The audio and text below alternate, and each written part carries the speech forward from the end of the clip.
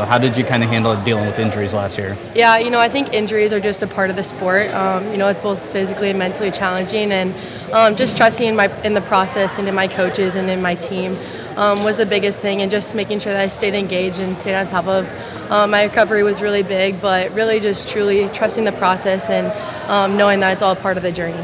When you're injured, what tactic did you take, to continue your growth as a wrestler? Yeah, I think just trusting my coaches and their training.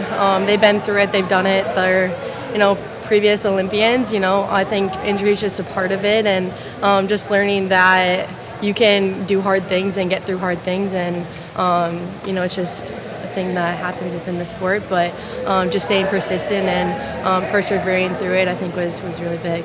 I heard your name. You guys, the team put together a social media clip. Who's their favorite workout partner? Yeah. Your name came up a few times. What do you think people like working with you in the room? I think that they just like that. I'm kind of go. I don't like to stop, and I don't like to let off the pressure. And I think that Coach Mayo talks a lot about that. He calls me a Mustang sometimes, and I like that about myself. I'm aggressive, and I just keep going on the pedal. So.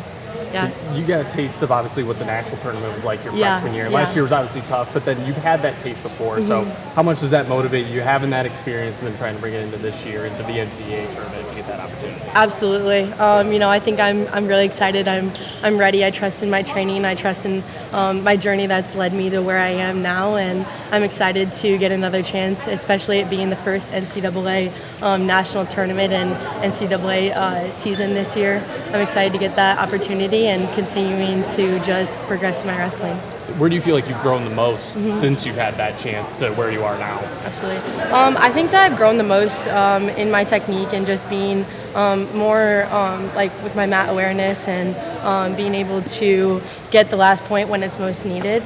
I think that's really developed in my wrestling, and just being persistent and, like I said, just never letting off the gas.